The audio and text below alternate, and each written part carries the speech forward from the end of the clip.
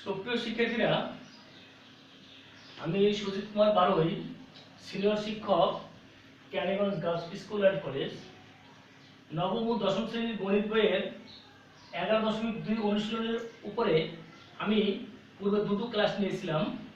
তো তারপরে দেখা যাচ্ছে যে কয়েকটি অঙ্ক আমাদের এখানে সৃজনশীল আকারে রয়েছে। তো আমরা আজকে সেই সৃজনশীল অঙ্কের সমাধান করার চেষ্টা করব। তো প্রথমে আমরা 23 নম্বর অঙ্কটি করার চেষ্টা করব। একটি ত্রিভুজের বাহুগুলোর অনুপাত দেয়া আছে এবং পরিসীমা দেয়া আছে। তো বলছে ত্রিভুজটি অঙ্কন করো এবং কোণ ভেদে ত্রিভুজটি কি ধরনের তা লেখো। তো কোণ ভেদে ত্রিভুজ তিন প্রকার আমরা আমাদের জানা আছে। একটা হলো সমকোণী, একটা হলো সূক্ষ্মকোণী, একটা হলো স্থূলকোণী। তো আমরা দেখি এখানে যে সমস্ত তথ্য আছে এর আলোকে অঙ্কটি করার চেষ্টা করছি। লেখো 23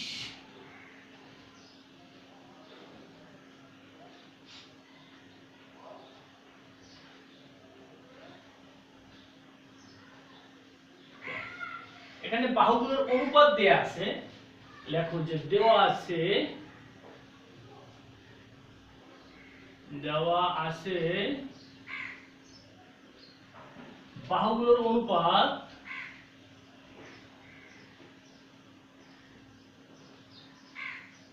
গুলোর দৈর্ঘ্যের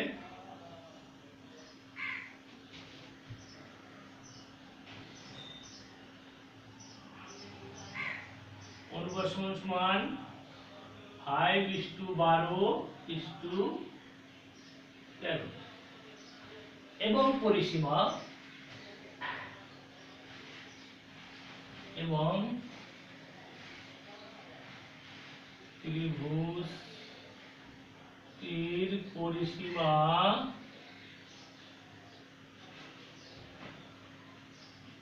30 এখানে আমরা ত্রিভুজটি লিখতে পারি। দেওয়া আছে ত্রিভুজটির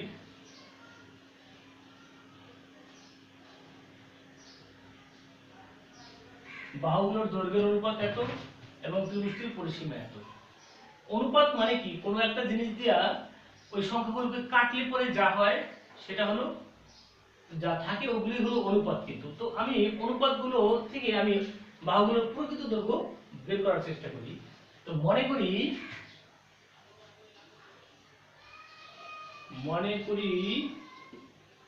অনুপাতের সাধারণ রাশি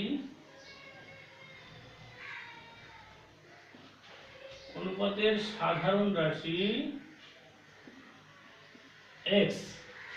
তাহলে প্রথম বাহুর দৈর্ঘ্য কত হবে দেখো তো।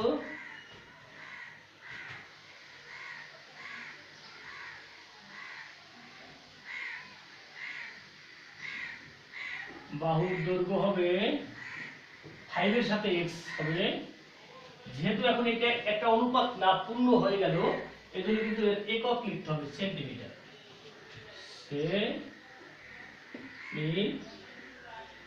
দ্বিতীয় বাহুর দৈর্ঘ্য হবে কত দেখো, 12 এর সাথে x হবে, 12x সেমি। এবং তৃতীয় বাহুর দৈর্ঘ্য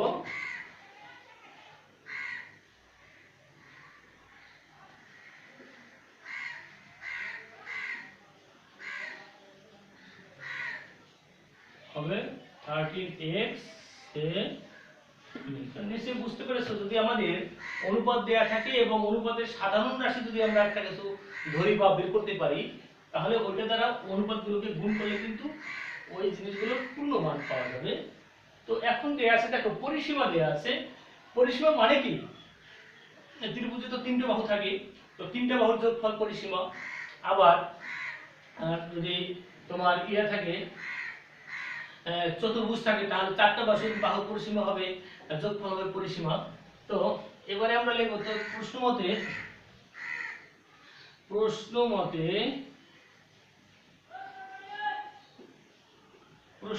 হবে কত, 5x plus 12x plus 13x সমান সমান কত হবে?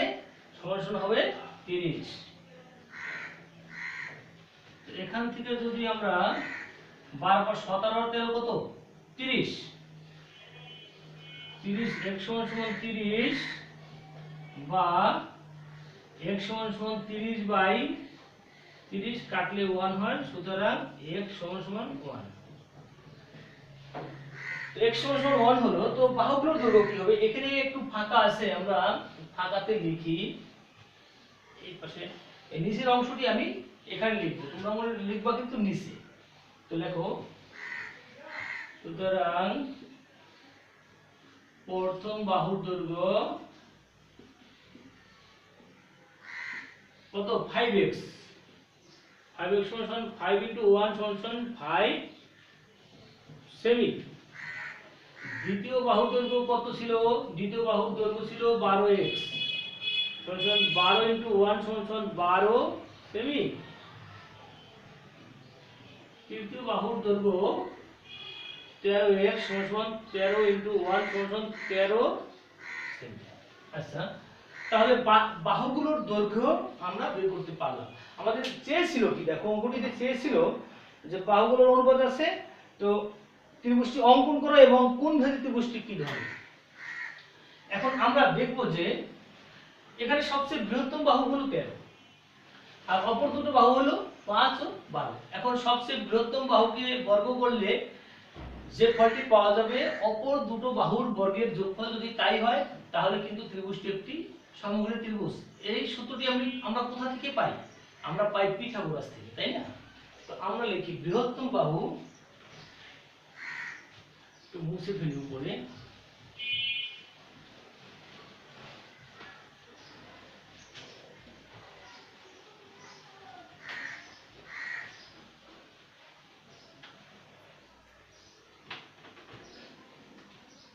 এখানে বৃহত্তম বাহুর বর্গ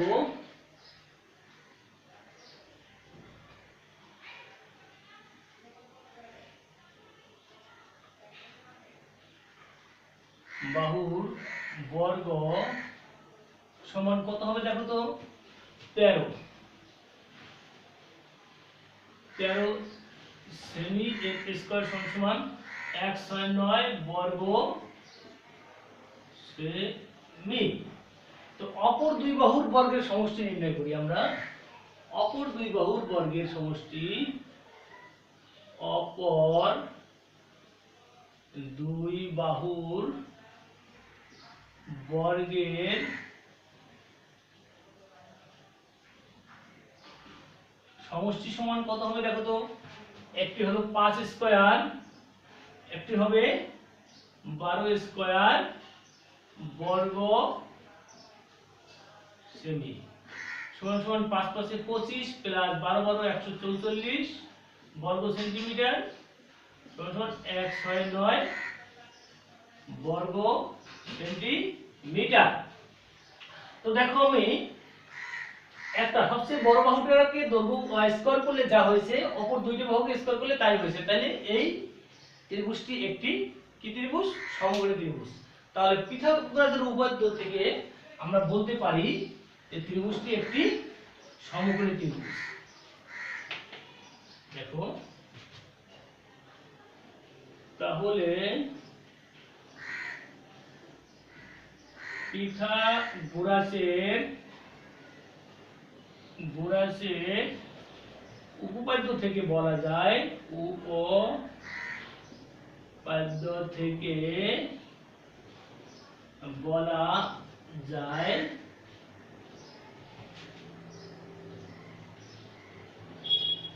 ত্রিভুজটি একটি সমকোণী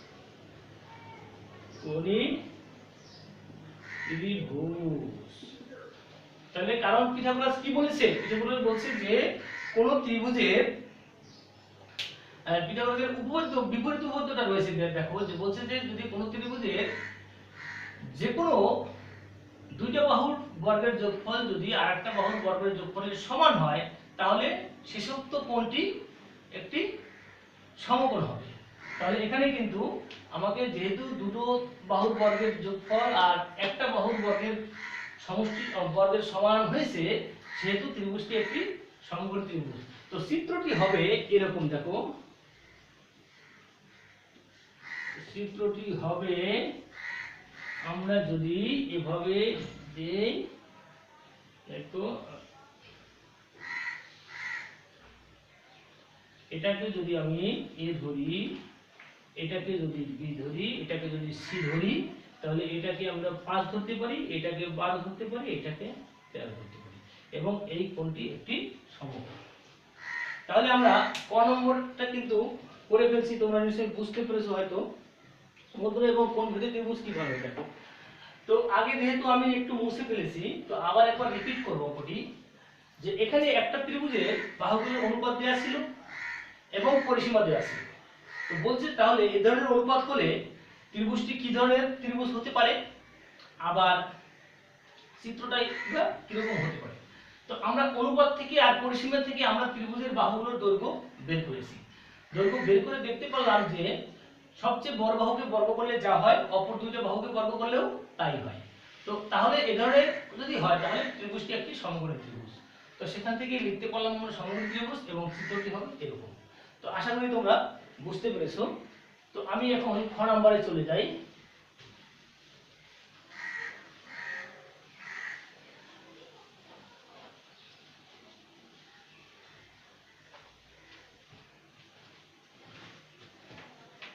খ নম্বরের দিকে লক্ষ্য করলে আমরা দেখতে পাই, দেখো খ নম্বরে বলেছে কি, বলেছে যে বৃহত্তম বাহুকে দৈর্ঘ্য এবং ক্ষুদ্রতম বাহুকে প্রস্থ ধরে অঙ্কিত আয়তক্ষেত্রের কর্ণের সমান বাহুবিশিষ্ট বর্গের ক্ষেত্রফল নির্ণয়। তাহলে আমরা যে বৃহত্তম বাহুটি পেলাম সেটা কত ছিল, ক থেকে প্রাপ্ত 13, আর ক্ষুদ্রতম বাহু পেয়েছিলাম 12। তো আমরা লিখতে পারি, দেখো আমরা এখন লিখব যে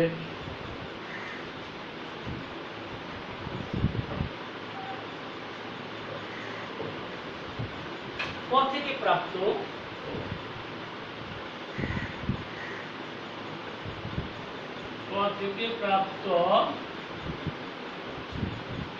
বৃহত্তম বাহু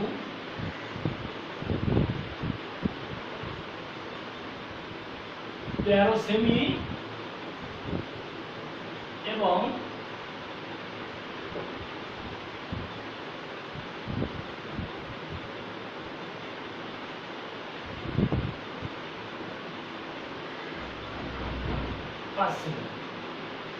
এখন যদি আমরা চিত্রটা কি বলছে যে দৈর্ঘ্য ধরে অঙ্কিত আয়তক্ষেত্রের সমান কর্ণ, তাহলে আমরা এরকম যদি ধরে, দেখো আগে যেভাবে চিত্র এঁকেছিলাম, চিত্রটিকে যদি আমি এইভাবে আঁকি, তো এটাকে যদি দৈর্ঘ্য ধরি, দেখো এটাকে দৈর্ঘ্য ধরলাম, একটা আয়তক্ষেত্র হলো। এটাকে যদি আমি এ বি, আচ্ছা এটা তো আগে এ বি সি ধরা হয়েছে, পি কিউ আর ধরি, পি কিউ আর এস।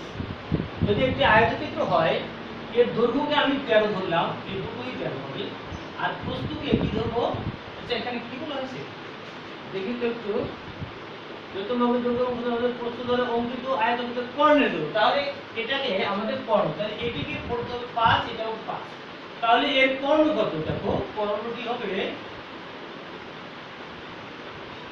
এটা হলো কর্ণ। তো এই কর্ণকে ধরে আমাদের একটা কি করতে হবে, একটা বর্গ প্রাপ্ত হবে, তাই না? তাইলে অর্থাৎ তাহলে PQRS এর PQRS আয়তক্ষেত্রের দৈর্ঘ্য কত, দেখো PQRS, সুতরাং PQRS আয়তক্ষেত্রের দৈর্ঘ্য PS সমান QR সমান 13 সেন্টিমিটার। তো আবার প্রস্থ দেখো PQRS আয়তক্ষেত্রের প্রস্থ কত হবে, তাহলে প্রস্থ হলো দেখো 80, তাই না? PQ সমান কি RS সমান 5, তাহলে কর্ণ, তাহলে সুতরাং PQRS আয়তক্ষেত্রের কর্ণ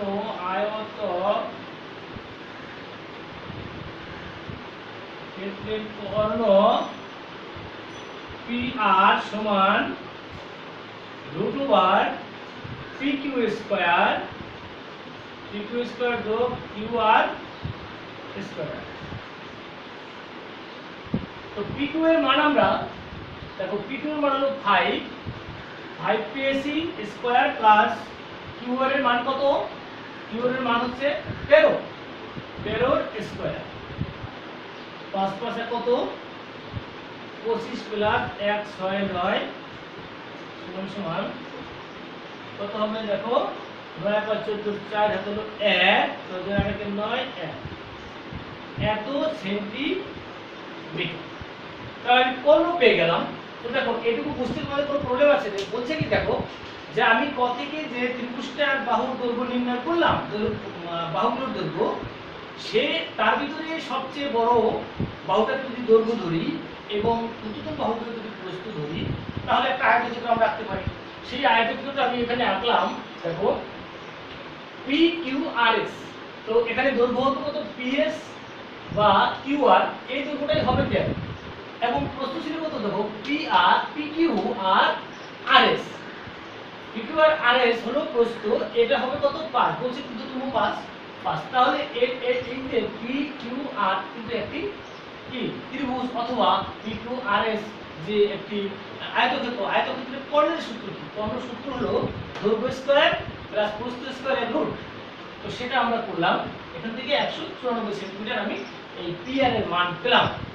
তো এখন কি বলেছে দেখো, আয়তক্ষেত্রের কর্ণের সমকর্ণের ক্ষেত্রফল নির্ণয় করো। তো এখন বলছে যে বর্গের, সুতরাং বর্গের বাহুর দৈর্ঘ্য কত হবে? 1 সেন্টিমিটার। সুতরাং দেখো বর্গের বাহুর দৈর্ঘ্য হবে কত? 194 সেন্টিমিটার। এখন বর্গের ক্ষেত্রফলের সূত্র কি? আমরা জানি যে বর্গের ক্ষেত্রফলের সূত্র একটা বাহুর স্কয়ার। তো লেখো, সুতরাং বর্গের ক্ষেত্রফল কত হবে? 194 স্কয়ার বর্গ সেন্টিমিটার সমান 194 বর্গ সেন্টিমিটার। তো স্কয়ার রুটে কাটা যায়। তো আমাদের অঙ্কটিতে চেয়েছিল যে বাহুষ্টু বর্গের ক্ষেত্রফল নির্ণয় করো, তাহলে উত্তরে কিন্তু এই 194 বর্গ সেন্টিমিটার। তাহলে আমরা এই পাশে উত্তরটি লিখি, উত্তর 194 বর্গ সেন্টিমিটার। তো ঠিক আছে, তোমরা এবারে আমরা দেখি গ নম্বরে তোমাদের কোনো প্রশ্ন এখানে থাকলে করতে পারো কমান্ডের মাধ্যমে। আমরা গ নম্বরে চলে যাই। বলছে যে উক্ত আয়তক্ষেত্রের দৈর্ঘ্য যদি 10% এবং প্রস্থ যদি 20% বৃদ্ধি পায়, তাহলে ক্ষেত্রফল কত বৃদ্ধি পাবে? তো আয়তক্ষেত্রের দৈর্ঘ্য কিন্তু আমরা দেখলাম কত, যে উক্ত আয়তক্ষেত্র বলছে, উক্ত আয়তক্ষেত্র মানে কি? দৈর্ঘ্য হলো 13 আর প্রস্থ হলো কত? 5।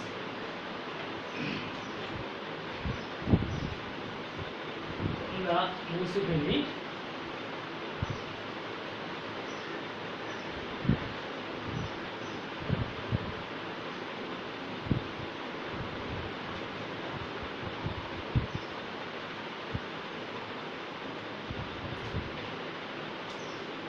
নম্বর লিখব,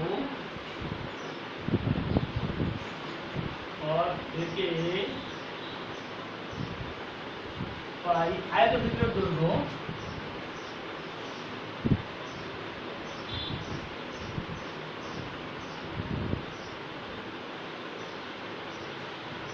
সেন্টিমিটার এবং আয়তক্ষেত্রের প্রস্থ কত পেলাম?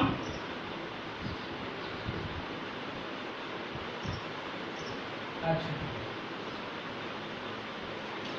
এখন যদি বলছে কি দেখো, আয়তক্ষেত্রের দৈর্ঘ্য যদি 10% বাড়াই এবং তাহলে ক্ষেত্রফল কত বৃদ্ধি হবে, তাই না?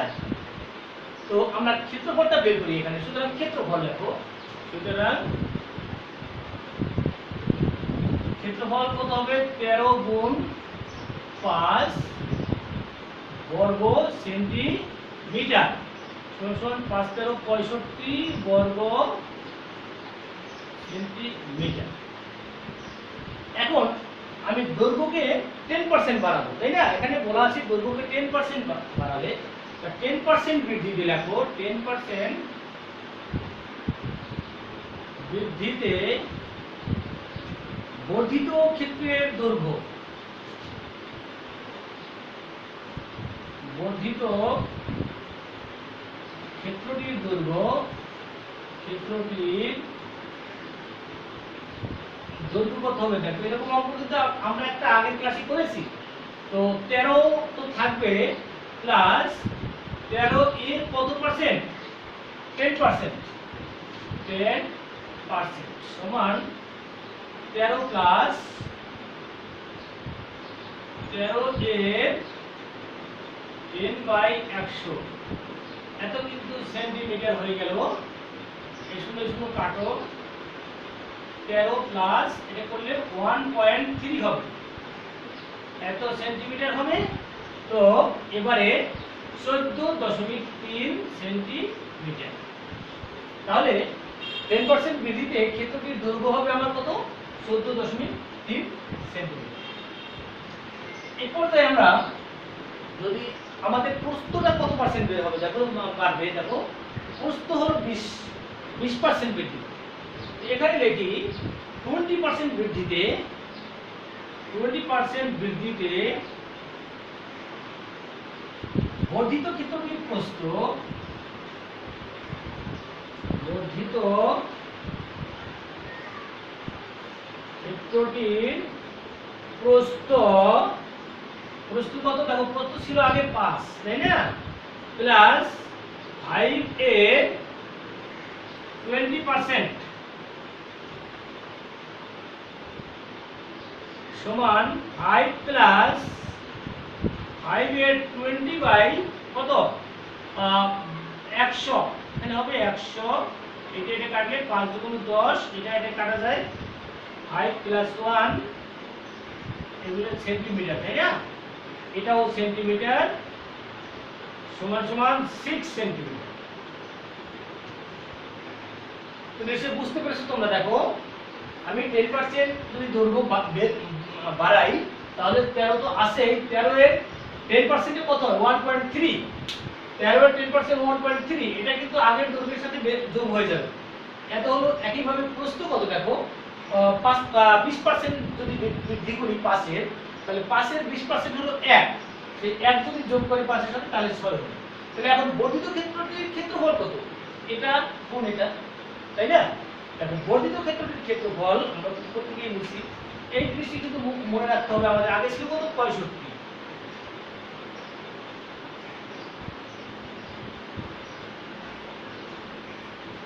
বর্ধিত ক্ষেত্রটির ক্ষেত্রফল দেখো, বর্ধিত ক্ষেত্রটির ক্ষেত্রফল সমান কত? দেখো দৈর্ঘ্য হলো কত? 14.3 গুণ প্রস্থ হলো কত?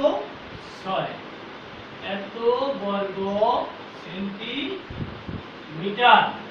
তো যদি 6 দিয়ে 3 6 18 18 হলো 1, তারপর 24 আর 1 25 এর 5 হাতে হলো 2, 6 কে 6 2 8, এত বর্গ সেমি।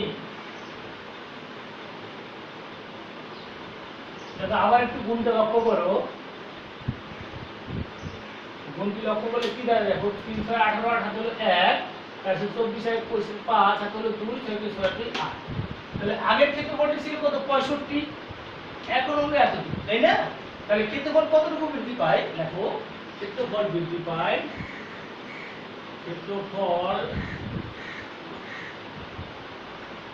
বৃদ্ধি পায় কতটুকু হবে? দেখো তো এটা থেকে এটা মাইনাস করো, 85.8 মাইনাস 65 বর্গ সেন্টিমিটার।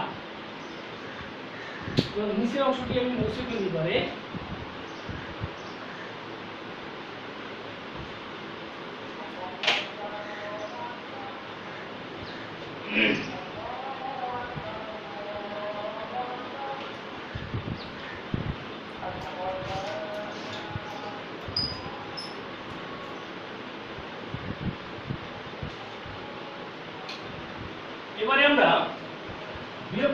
ক্ষেত্রফলটা কত হয় দেখো তো, 0.8 থাকলেও 5 আছে কত, 5 আর 5 0, 6 2 8, এত বর্গ সেন্টিমিটার বৃদ্ধি পেল, তাই না?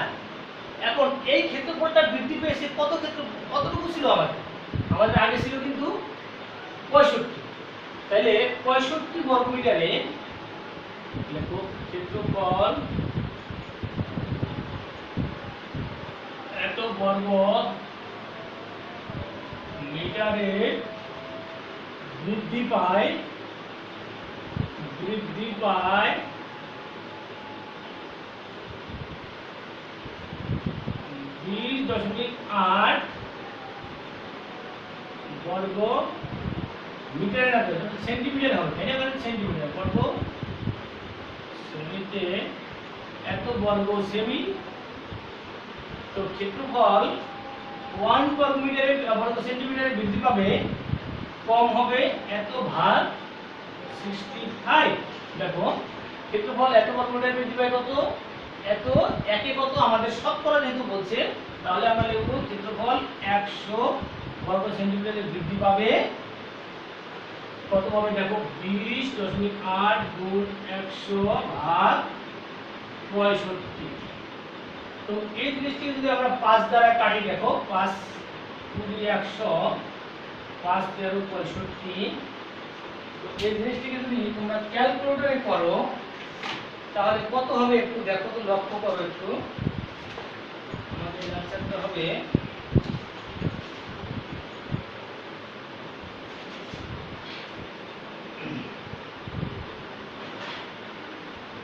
আনসারটা হবে 32।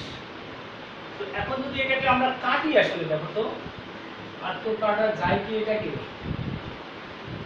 যদি এটা দিয়ে কাটি, দেখো কাটলে 13 কে 13 কাটি কত 7, পয়েন্ট দাও 78 5 13 65 6 13 78, হ্যাঁ 6, এটা কাটা গেল। তারপর 32 বর্গ সেমি, তাহলে উত্তর হবে কত, উত্তর 32%। এই ধরনের অঙ্ক কিন্তু আমরা একটা অঙ্ক করেছিলাম গত ক্লাসে, ওই অঙ্কটি যদি তোমরা বুঝো তাহলে এই অঙ্কটি নিশ্চয়ই তোমরা বুঝতে পারবে। তো এর পর্যায়ে আমরা 24 নম্বর অঙ্কটি একটু লক্ষ্য করি। দেখো 23 নম্বর অঙ্কটি করলাম, সৃজনশীল অঙ্ক তো একটু বড় বড় অঙ্কগুলো হয়ে যায়। এবারে 24 নম্বর অঙ্কটি একটু লক্ষ্য করো।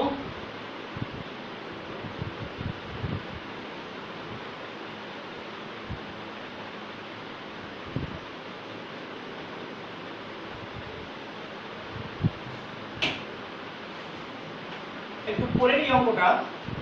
দেখো একদিন কোন ক্লাসে অনুপস্থিত ও উপস্থিত শিক্ষার্থীর অনুপাত হলো 1:4। বলছে অনুপস্থিত শিক্ষার্থীকে মোট শিক্ষার্থীর শতকরা প্রকাশ করো। তো আমরা লিখি কত, 24 এর ক,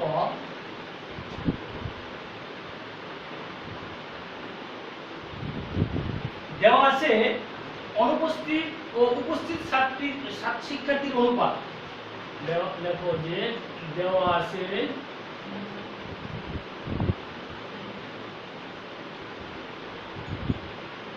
অনুপস্থিত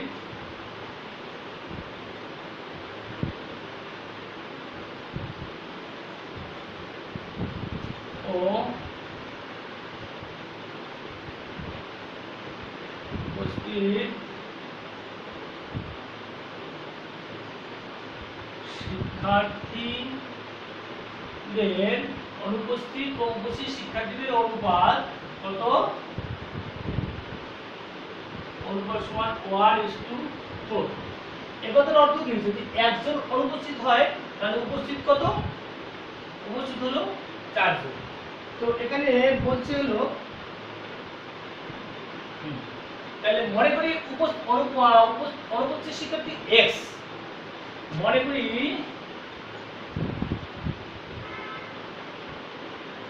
উপস্থিত শিক্ষার্থীর সংখ্যা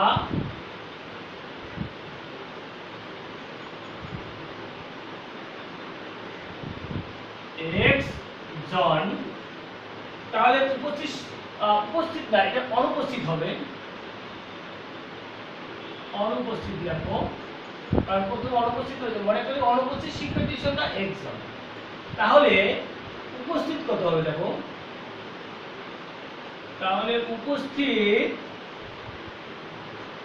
শিক্ষার্থীর সংখ্যা হবে 4x জন।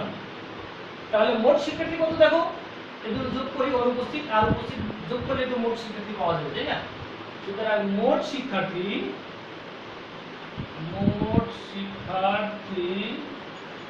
কত, x প্লাস 4x সমান সমান 5x। তো এখন দেখো এই 5x মোট শিক্ষার্থী হলো 5x, এদের মধ্যে অনুপস্থিত কত, অনুপস্থিত হলো x। আমাদের বের করতে বলছে যে বের করতে বলছে অনুপস্থিত শিক্ষার্থীকে মোট শিক্ষার্থীর শতকরায় প্রকাশ করো। তাহলে মোট শিক্ষার্থী যদি 5 জন হয় তাহলে অনুপস্থিত কত, x। তাহলে লেখো, সুতরাং মোট শিক্ষার্থী 5x জন হলে অনুপস্থিত কত জন, অনুপস্থিত 1 জন। মোট শিক্ষার্থী যদি 1 জন হয় তাহলে অনুপস্থিত শিক্ষার্থী কয়জন, x বাই 5x জন। মোট শিক্ষার্থী যদি আমার 100 জন হয়, শতকরা যেহেতু 100 জন হয়, তাহলে অনুপস্থিত হবে x ইনটু 100 বা 5x। এটা লিখলাম 5 20 100 কয়জন, 20 জন। তাহলে উত্তর হলো 20%। উত্তর লিখবো আমরা 20%। তো আবার একবার বলি দেখো, বলছে কি যে অনুপস্থিত আর উপস্থিত শিক্ষার্থীর সংখ্যা আমাদের দেওয়া আছে, অনুপাতটি দেওয়া আছে 1:4। মনে করি অনুপস্থিত শিক্ষার্থী যদি আমি x ধরি তাহলে উপস্থিত শিক্ষার্থী হবে কত, এটাকে x দিয়ে গুণ করলে 4x। তো মোট শিক্ষার্থী কত, এটা প্লাস এটা করলে 5x জন হয়। তো মোট শিক্ষার্থী যদি 5x জন হয় তাহলে তাদের ভিতরে অনুপস্থিত কয়জন, তাদের ভিতরে অনুপস্থিত কিন্তু 1 জন। মোট শিক্ষার্থী 1 জন হলে কত, মোট শিক্ষার্থী 100 জন। তো এখন কাটাকাটি করার পরে দেখা গেল 20 হলো, এটাই হলো মোট শিক্ষার্থীদের মধ্যে অনুপস্থিত শিক্ষার্থীর শতকরা। তো হয়তো তোমরা এটা বুঝতে পেরেছো। তো এবারে আমরা খ নম্বর অঙ্কটিতে একটু লক্ষ্য করি। বলছে 10% শিক্ষার্থী বেশি উপস্থিত হলে, এখন দেখো এখানে যতগুলো শিক্ষার্থী অনুপস্থিত ছিল আর যদি 10% 10 জন বেশি উপস্থিত হতো তাহলে অনুপস্থিত ও উপস্থিত শিক্ষার্থীর অনুপাত হতো 1:9। এখন কিন্তু আছে 1:4। আর যদি 10 জন উপস্থিত বেশি হতো তাহলে উপস্থিতের সাথে 10 জন প্লাস হবে, আর অনুপস্থিতের জায়গায় কিন্তু 10 জন মাইনাস হয়ে যাবে, তাই না? এত হলো মোট শিক্ষার্থীর সংখ্যা তাহলে কত। তো আমরা খাতে চলে যাই।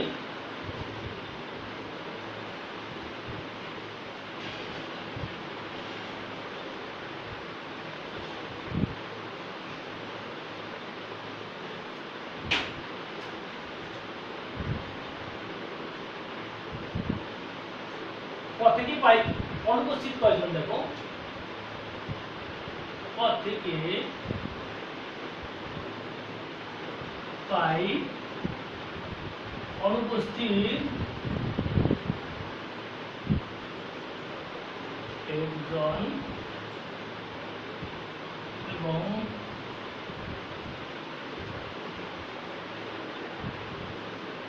উপস্থিত শিক্ষার্থী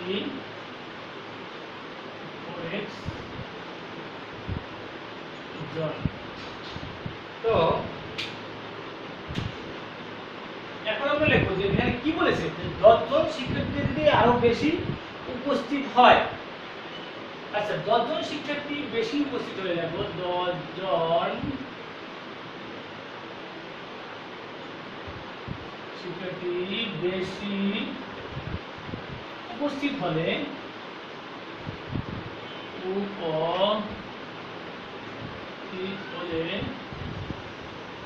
হবে কত, 4x প্লাস 10 জন। যদি 10 জন শিক্ষার্থী যদি উপস্থিত হয় তাহলে কিন্তু আমার অনুপস্থিত থেকে আবার 10 জন কম হয়ে যাবে, 10 জন কম হয়ে যাবে।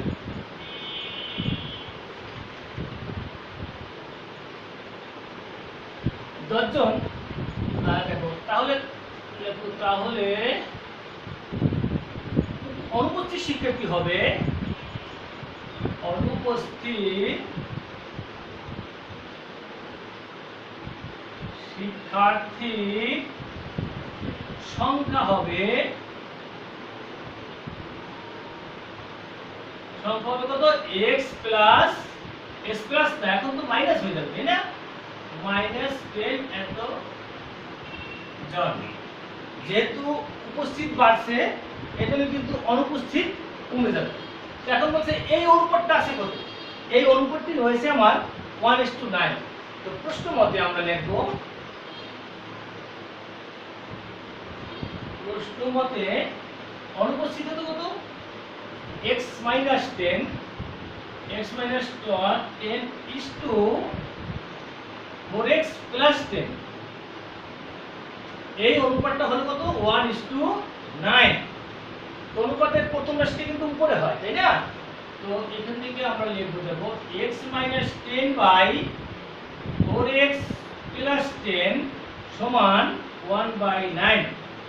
এবার যদি আমরা আর গুণ করি, আর গুণ করলে কি দাঁড়াবে দেখো, 9x - 9/90 সমান 1 দ্বারা গুণ করলে 4x plus 10 বা 9 x গুলি এক পাশে আনি, 9x - 4x সমান 90 plus 10 বা কত?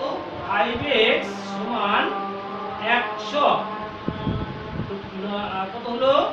100 বা x সমান 100 বাই 5 কাটলে কত হবে? 20 সমান 20। তাহলে আমি x ধরেছিলাম কি দেখো অনুপস্থিত, তাহলে আমাদের মোট শিক্ষার্থী কত বলছে তাই না? এখানে বলেছে যে মোট শিক্ষার্থীর সংখ্যা কত। তাহলে আমি যদি এই পাশে আমি একটু লিখি, তোমরা কিন্তু এই অংশটি নিচে লিখবে তাই না? তাহলে লিখবো আমরা, সুতরাং অনুপস্থিত শিক্ষার্থী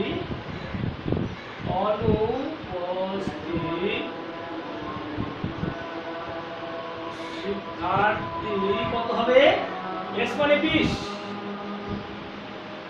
জন এবং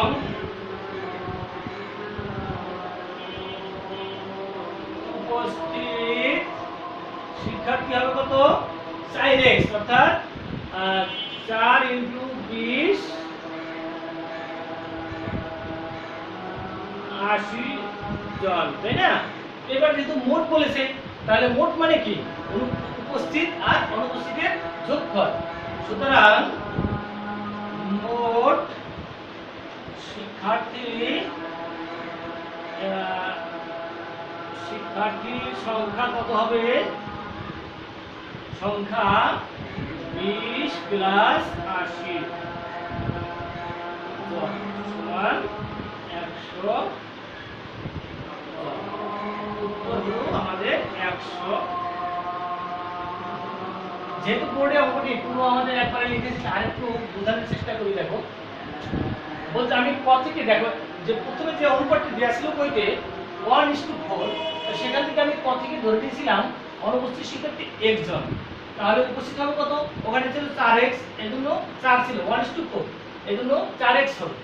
তো 10 জন শিক্ষার্থী যদি বেশি উপস্থিত হয় তাহলে আমাদের উপস্থিত শিক্ষার্থী কত? আগে 4x ছিল, তো 10 জন যদি বাড়ে তাহলে ওখানে 10 যোগ হয়ে যাবে। এবং একই সাথে কি আমাদের মোট শিক্ষার্থী থেকে যারা অনুপস্থিত ছিল তারা কিন্তু উপস্থিত হলো, তাহলে অনুপস্থিত কিন্তু আমার 10 জন কমে যাবে। তাহলে অনুপস্থিত শিক্ষার্থীর সংখ্যা হবে, আমাদের অনুপস্থিত শিক্ষার্থী ছিল কত? x, এখান থেকে 10 জন কমে গেল। তো তাইলে এখন বলতে এখন অনুপস্থিত আর উপস্থিতের অনুপাতটা কিন্তু 1:9। তাহলে আমরা লিখবো প্রশ্ন মতে এটা হলো অনুপস্থিতটা কিন্তু আগে, অনুপস্থিত ইনটু উপস্থিত সমান 1:9। এখন এই প্রথম অংশটি উপরে যায়, দ্বিতীয় অংশটি নিচে আসে, নিচে আসলো, তারপরে আর গুণ করলাম, আর গুণ করলে আমরা x এর একটি সমাধান পেলাম, x এর একটি মান পেলাম। মান হলো কত 20, x এর মানটি হলো 20। তাহলে x টি আমি কি ধরেছিলাম অনুপস্থিত শিক্ষার্থী, তাহলে অনুপস্থিত শিক্ষার্থী 20 জন আর উপস্থিত শিক্ষার্থী 20 গুণ 4 মানে 80 জন। আমাদের চেয়েছে কি, চেয়েছে তো আসলে মোট শিক্ষার্থী, তাহলে মোট শিক্ষার্থী অনুপস্থিত প্লাস উপস্থিত সমান সমান 100 জন। তো আশা করি অঙ্কটি বুঝতে তোমাদের কোনো সমস্যা হয়নি। তো এরপর যে আমরা গ নম্বর অঙ্কটি থেকে একটু লক্ষ্য করি। দেখো গ নম্বর অঙ্কটির দিকে লক্ষ্য করলে আমরা পাবো কি, নিচে কিন্তু ভর্তি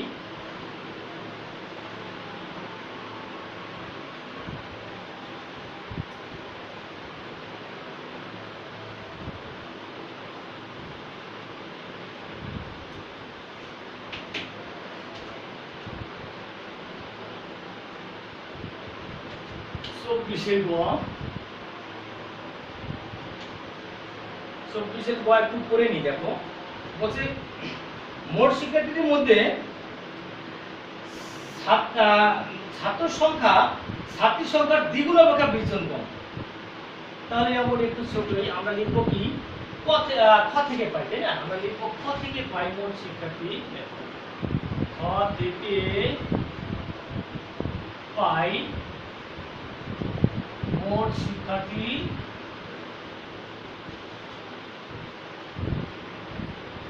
100 জন। তাহলে এর ভিতরে বলছে ছাত্রছাত্রীর অনুপাত কত, বা মানে বলছে যে একটা শর্ত দিয়ে দিছে। তো ধরি প্রথমে বলছে ছাত্র, ধরি বা মনে করি মোট ছাত্র সংখ্যা y জন। এর ভিতরে 100 মধ্যে y জন যদি ছাত্র হয় তাহলে ছাত্রী কত হবে? তাহলে ছাত্রী হবে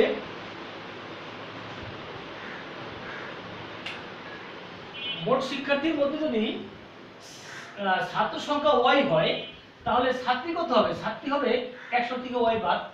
তাহলে দেখো, তাহলে ছাত্রী সংখ্যা হবে 100 মাইনাস y জন। তো এখানে একটা শর্ত দেওয়া আছে। দেখো শর্তটির দিকে আমরা লক্ষ্য করে দেখতে পাই যে বলছে যে মোট শিক্ষার্থীর মধ্যে ছাত্রী সংখ্যার দ্বিগুণ অপেক্ষা 20 জন কম। তো প্রশ্ন মতে দেখো ছাত্র সংখ্যা কত ধরেছি আমরা? x। বলছে যে মধ্যে যদি ছাত্র সংখ্যা ছাত্রী সংখ্যার দ্বিগুণ, তার মানে এই ছাত্র সংখ্যাটা y সংখ্যাটি ছাত্র সংখ্যার দ্বিগুণ আর ছাত্রী সংখ্যা 2 ইনটু 100 মাইনাস y, এটা যদি হয় তাহলে তো দ্বিগুণ হতো, তাই না? বলছে যে ছাত্রী সংখ্যার দ্বিগুণ অপেক্ষা 20 জন কম। তাহলে এই দ্বিগুণ থেকে কিন্তু কত হবে? -20 হবে, তাই না? -20 বলছে যে ছাত্রী সংখ্যার দ্বিগুণ থেকে 20 জন কম। তো এখান থেকে যদি আমরা সমাধান করি, দেখো কি হয়। y 2 দ্বারা যদি গুণ করো, দেখো 200 বিয়োগ 2y এই -20। দেখো 2 দ্বারা কিন্তু এটাকে গুণ, 20 কে আবার গুণ করে ফেলো না।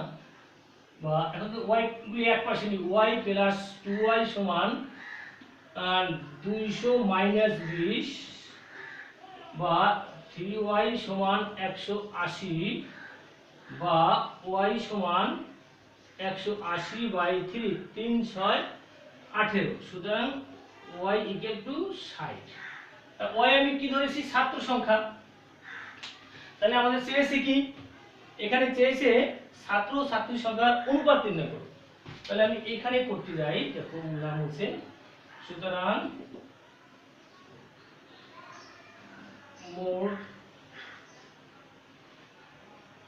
ছাত্র সংখ্যা কত? 60 জন। তাহলে ছাত্রী সংখ্যা কত? তাহলে ছাত্রী সংখ্যা হবে 100 মাইনাস 60 জন সমান সমান 40 জন। তো আমাদের অনুপাত বের করতে বলেছে, তো অনুপাত বের করতে হলে দেখতে হবে যে আগে কে, ছাত্র নাকি ছাত্রী। তো এখানে বলছে যে ছাত্র ছাত্রীর অনুপাত, সুতরাং ছাত্র অনুপাত ছাত্রী সমান কত, ছাত্র ছিল 60, অনুপাত করলে কত, এটা হলো 40। যদি আমরা কেটে দিই তাহলে 3:2 হবে, উত্তর 3:2। তো আবার একটি লক্ষ্য করো অঙ্কটির দিকে। এখানে বলছে যে যতগুলো শিক্ষার্থী ছিল তাদের ভিতরে ছাত্রও ছিল ছাত্রীও ছিল। তো বলছে ছাত্র সংখ্যা ছাত্রীদের থেকে দ্বিগুণের থেকে একটু কম, কত কম, 20 জন কম। তাহলে আমরা ধরে নিলাম মোট শিক্ষার্থী তো আমরা পেয়েছি খ থেকে 100 জন। তো আমরা ধরে নিলাম ছাত্র সংখ্যা y জন, তাহলে ছাত্রী কত হবে, টোটাল যেহেতু 100 ছিল তা থেকে আমাদের কি করতে হবে, ছাত্র সংখ্যাটা বিয়োগ দিতে হবে, যেহেতু আমি y জন ধরেছি। তাহলে 100 মাইনাস y। তো এখানে কন্ডিশনটা কি ছিল, কন্ডিশনে বলছে যে ছাত্র সংখ্যা অর্থাৎ y সমান সমান ছাত্রের দ্বিগুণ। ছাত্রী আছে কত, 100 মাইনাস y, এটাকে দিয়ে দিয়ে গুণ করব, কিন্তু এর থেকে কত 20 কম, মাইনাস 20। তো এখান থেকে যদি আমরা ক্যালকুলেশন করি তাহলে y এর একটা মান পেলাম। y মানে কি, y মানে হলো কিন্তু ছাত্র সংখ্যা। তো মোট ছাত্র সংখ্যা আমরা 60 পেয়েছি, তাহলে ছাত্রী সংখ্যা কত হবে, 100 মাইনাস 60 মানে 40। তো আমাদের অঙ্কটিতে কিন্তু ওটা বলেনি যে ছাত্র বা ছাত্রীর সংখ্যা কত, বলছে অনুপাত কত। তাহলে ছাত্র ইস্টু ছাত্রী, দেখো যদি ছাত্রী আবার আগে বসতো তাহলে ছাত্রী সংখ্যাটা আগে লিখতাম, আর এই সংখ্যাটাও কিন্তু আগে হইতো। যে জিনিসটি আগে আগে চাবে সেই জিনিস কিন্তু আগে দিতে হবে। তো আমাদের যেহেতু ছাত্র ও ছাত্রীর অনুপাত চেয়েছে, এই জন্য ছাত্র ইস্টু ছাত্রী সমান 60:40। এখান থেকে এই 0 কাটলাম, তারপরে থাকে 6 আর 4, 6 আর 4 কে যদি 2 দ্বারা কাটি তাহলে 3 দুগুণ 6, 2 দুগুণ 4, অর্থাৎ এখানে 20 দ্বারা কাটা হয়েছে। তো অনুপাতটি হলো কত, 3:2।